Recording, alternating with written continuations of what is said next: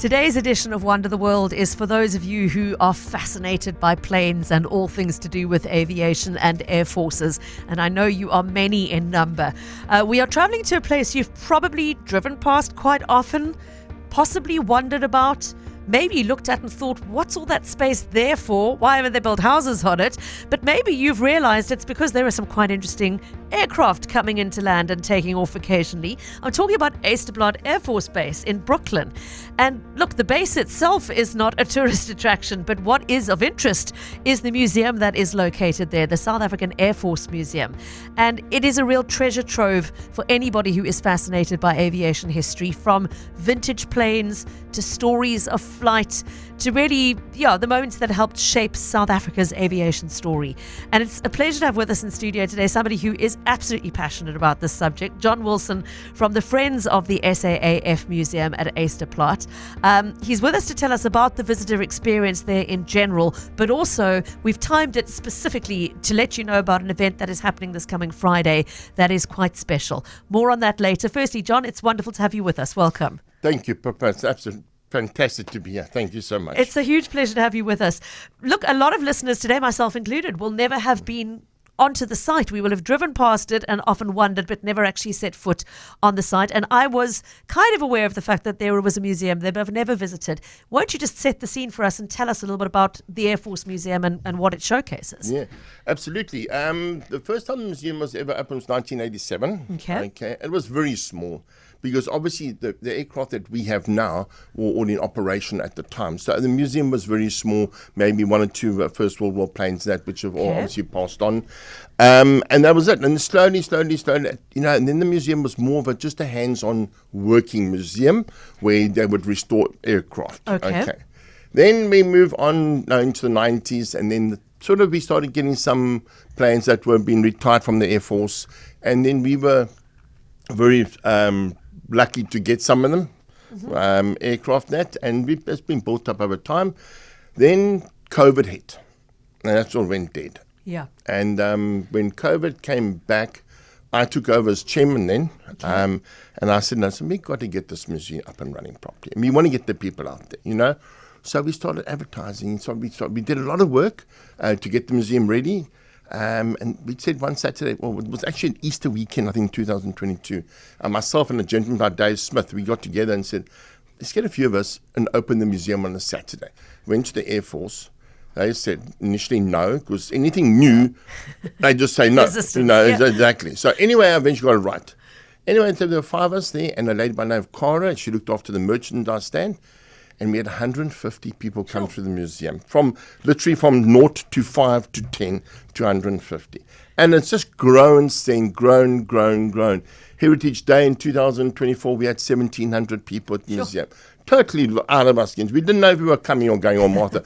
It was chaos, but it was organized chaos. And we've learned now. And on average at the moment, that's a lot of people have been ready, so that some people come for a second or third time.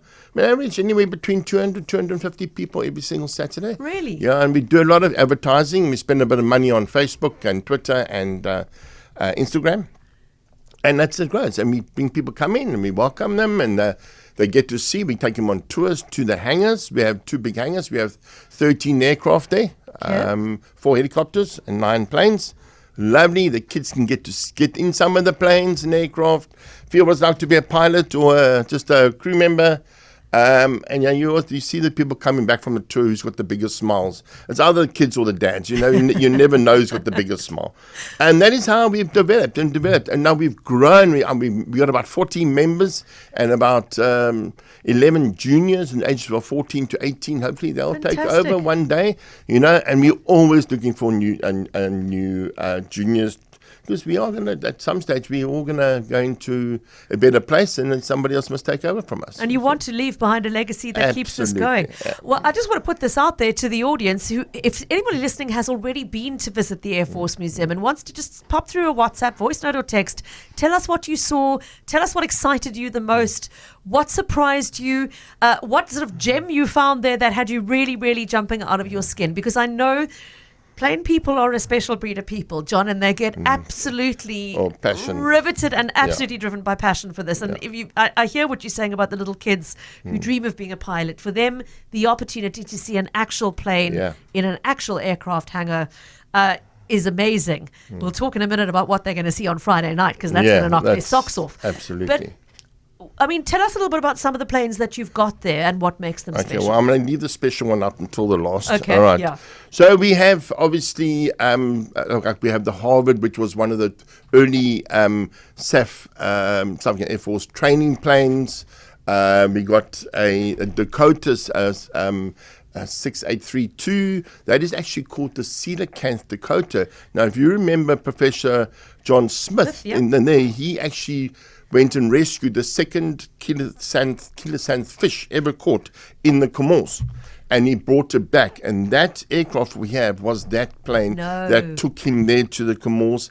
Like that. And then we have a Buccaneer S55, which Mr. John Durant is our main guy. He spent the last 10 years restoring that into pristine condition. And then we have two Mirages. We have the Mirage 3, we had the Mirage F1, then we had the Mirage 3, and then we moved to the Cheetah. Now, we got the first two. Beautifully, Martin Strumpfer, one of our members as well, spent a lot of time the last 2 years restoring it. It's just been finished. And I promise you, if it had the authority, that thing would fly. Obviously, it doesn't. The only thing it's missing is the engine, which it was removed at some stage and taken somewhere else. Okay. Then we have the Super Freeland helicopter. Was one of the big transport helicopters in the Bush War. We have the now I've forgotten now. The Sikorsky S51, which is also a Royal Marine aircraft, very, very old chopper, helicopter. And then we have the Impala jet, was also a fighter jet and a training jet for the Silver Falcons. Based in Langebaan. And then we have the Sabre, which is also a jet, American jet, which was used in the Korean War and Vietnam. So that there. And then we have the Vampire and the Ventura, which were basically, the Vampire was also a fighter jet. The Ventura was one of our coastal planes that guarded our coasts. The Dakota also did that, and then we moved on to the Albatross, but that was after the big special plane, which we'll see on Friday, which is the Shackleton.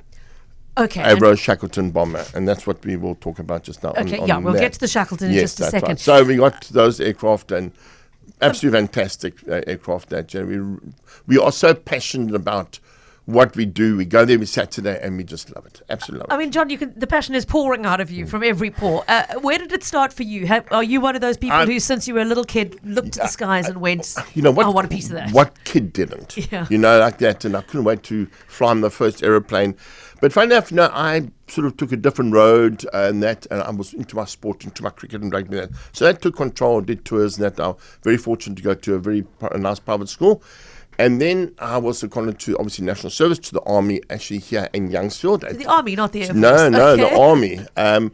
Funny enough, I actually wanted to go to the Navy because I'm a sailor by heart. But anyway, I went there and spent 2 years there. And then, so in the next 5 years, I decided, I didn't know what I wanted to do. I ended up at Ysterplaat, and I spent 4 or 5 years there. And I wasn't a pilot, I was still in the Army thing, but all I did was controlled movements, people wanting to go here, go there. I had to see what planes were coming in, and then I would organize with movement, and then say, right, and then go, and then send the planes on their way every day. And I absolutely loved it. And the bug bit, and you've never gotten over the illness. Absolutely. I mean, now any plane in the sky, we all look up, we go into flight radar and our apps. And we're all looking, then we're all discussing what plane that is and this and that, so. And hey, did you see that one landed there where it wasn't meant to and what was on board? We've got a lot of people keeping an eye on the skies. Just for anybody coming into this conversation midway, my guest in studio, John Wilson of the Friends of the SA Airforce Museum at Ysterplaat. And before we talk about the big event this Friday, Keith asking, is this the only Air Force Museum in South Africa? No. We have 3. Actually, the main ones, SWAT-Corp, which is now the Mobile Wing Deployment thing, which is just in Pretoria. That is the main one. And then we actually, Ysterplaat and PE are basically sub museums to Swartkrop, but we run on our own completely. We have a national NEC committee, which we all meet up once a year for the 3 museums. Okay. And then, but that's it. Yeah. So we on our own. We do our own thing. P does their own thing, and so does Swartkrop as well. And you've mentioned several individuals who have worked on individual planes. Yeah. Is that at their own cost, or is it just their own time? No. How does it work? Okay, so we obviously, being a national defence force place, we cannot ask for fees. We just ask for donations. We say this in donations. So every donation that we receive goes straight back into the museum, into restoration, improving the museum materials, buying products. And lately, I tell you, we spend quite a bit of money because we are moving. We've got more people to work in the planes and moving quite faster. So every week, I get a list and I've got to go and buy stuff. And I'll take it the next Saturday. And then they spend 5 hours working there and then we move on. So. And what's involved in a restoration? Is it, a lickety spit and polish, or is there more to it than that? Listen, you look at a plane that's just come in, it's been around for a long time, it's rusting, it's corrosion, it's terrible. Then you start at the bottom and get rid of all the corrosion. And that, can take up to, because we only work Saturdays, can take up to a year. And then you start priming it. Then you're going through all the different things, and you have to remove parts. Then you have to once you've done all the painting, which we spray. All our members, they are top class in what they do. We all got daytime jobs, and we all go there on a Saturday. And then they start putting. Then we have another gentleman, John Durant. He does model building. He does all the decals and all the details, the stickers, the letters, the steps, don't stand there or whatever like that. And he puts them all together in the plane, and then that's how we do it. It takes a long time, but it's such a rewarding thing after. So the visitor experience is as if it was brand new, just rolled off the line. They're going to see it as it was when it took to the skies in working condition. Cedric just messaging us to say, I worked at Atlas Aircraft Corporation as an aircraft electrician, worked on the Mirage Mk3 in the 1980s. I visited the Ysterplaat Museum last year. It is well worth a visit. Cedric, thank you for that, and that's professional endorsement, if you like, from somebody who really knows the industry and knows good from bad, if I can put it that way. Now, okay, so you've mentioned no entry fees as such, but obviously if you've enjoyed the experience, please consider making a donation. And the fact that you have a Friends of the Museum, where do you how does that work? Are you only there on weekends? What happens in the rest of the week? We have...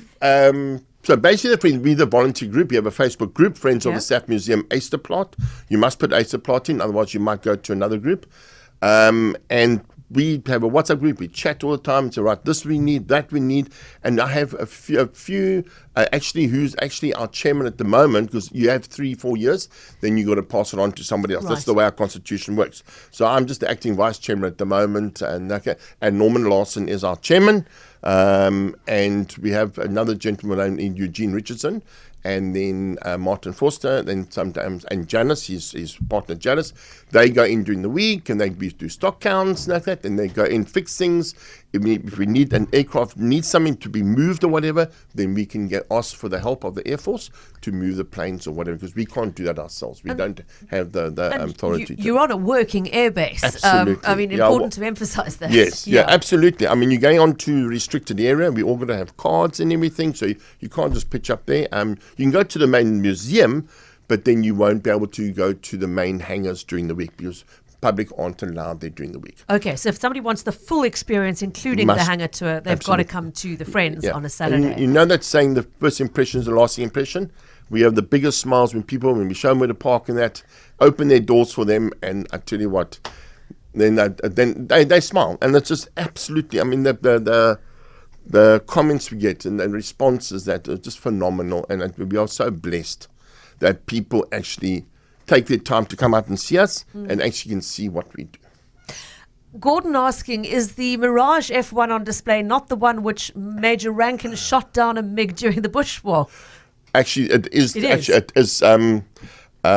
It's not his plane. In fact, no, I beg your pardon. It actually is his plane, but he didn't fly it last.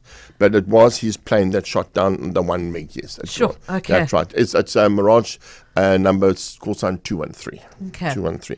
Yeah. Now, we've avoided talking about the main Quinane, if I can put it that way, because something very special is happening this Friday evening with your Shackleton. Firstly, for those like me who don't understand the context, what is special about a Shackleton? Okay.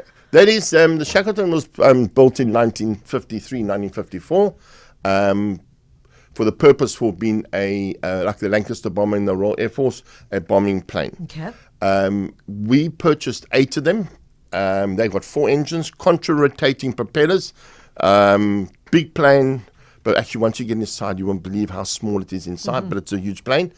And that was bought for the purpose for protecting our coastlines in the Second World War, and a bit further and a bit later, watching Russian submarines, German submarines coming around the coast, and then we would obviously through Silvermine then tell America or the UK, the Royal Air Force, and say, listen, there are people, submarines. That was purely our thing, to patrol, safety, security, a rescue, and that sort of stuff. So it was never ever used as a physical bombing aircraft. Okay, so although that was what it was built for purpose, correct, for our purposes, it was coastal patrols. Patrol okay. and rescue. Now, what are you doing on Friday? Okay, so let me see? just quickly first just say to you, there are 2 left in the world. Oh, gosh. One in South Africa, one in the UK, that the engines actually work.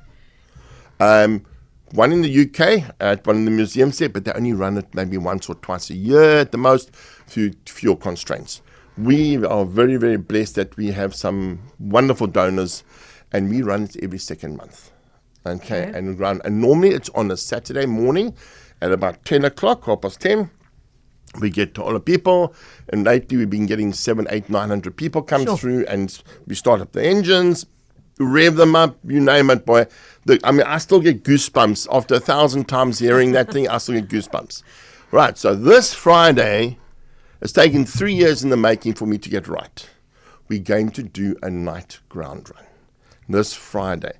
So as it gets dark, and now you're going to see the strobe lights working, the nav lights, the landing lights, and the heat plumes from the exhaust from the engines, which is purple. Now, this is the first one that I've ever known of, but subsequently somebody said to me there was one in 2009, but there might have been 20 people. Really, it wasn't public. So this is a milestone for us.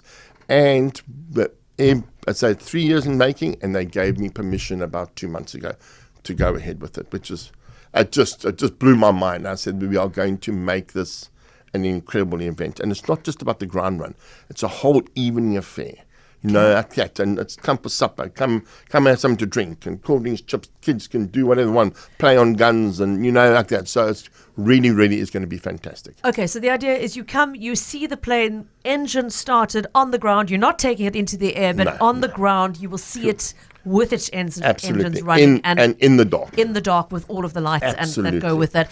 Yeah. Plus have the experience of the rest of the museum in a very sort of tactile form. Absolutely. It's come for supper. We have incredible hamburgers, Burgos rolls, puddings, you name it. And all the lights are going to be lit up like a plane going to be lit up, and we're going to have a DJ going and music. And so it's going to be an absolute awesome evening. Okay, really. so wait. if you yourself are somebody who is crazy about planes, but more importantly, I'm thinking of those kids. If you've got the little boy or girl in the household who is mad about them, who loves building the models, who is fascinated. It always amazes me, John, how little kids who claim they can't manage their schoolwork can know the model numbers and who the rev capacity and whatever the functions of an airplane might be for 30 different planes, and hold all of that information in their head because they're interested in it. Those kids obviously are going to just be in awe of what's happening on Friday. So tell us what we need to know. If you want to come to this event, do you need to book? Do you simply show up? How does it work? We put it all over Facebook and Instagram. Okay. Just be there by 6 o'clock. It's take going to take a while to get 1,500 people through the gates. Okay. Just arrive there at 6 o'clock. You'll be welcomed by parking attendants. They'll show you where to park, where the entrance is. You'll come into the main entrance, be welcomed, sign in. You obviously have to sign in, just rules of the Air Force. Sign in there, and then they can go to the tables and say, would you like to give us a donation? We have a donation box, and they can put 5 Rand in, 10 Rand, 20 Rand. And we got card machines as well. So you come there, and then now they're going to have a look around the museum. They're going to enjoy the museum. We got main hall, we got LARPers, we got tunnels. With the tunnel is actually one of the tunnels which came from the Ndangwa Air Force Base in Namibia. And then at a certain time, depending on light, obviously it's all going to work on time. Then about, I would say about 7:20, we're going to then take a walk. We have a safety brief and everything because we are going onto a restricted area. We'll go walk. We'll go to the hangars for a little bit. And as soon as I see it's dark enough, then we'll walk with just 2 minutes, 3 minutes down to the hard stand where the Shackleton is. And there'll be silence. And then they'll do their thing. And then it'll roar. And for 20 minutes later, for 20 minutes, and then afterwards we all go straight back to the main museum. Okay, so 6 o'clock Friday evening at the Ysterplaat Air Force Base. For more information, do look for the Friends of the SAAF Ysterplaat. Very important to write in the Ysterplaat. Look for them on social media for more details. But John, I hope you're going to get people coming by the hundreds to be part of this exciting event. Well done for getting it right to make it possible. And thank you so much for joining us in studio to flag it for our audience today. Thank you, Pippa, for putting it out into the airwaves. And I know it's going to be a massive success in that, and I will definitely let you know how it went afterwards. Thank you so much. Thank you for having me. It's a huge pleasure. John Wilson of the Friends of the SAAF Museum at Ysterplaat. It's happening this Friday evening at 6 o'clock.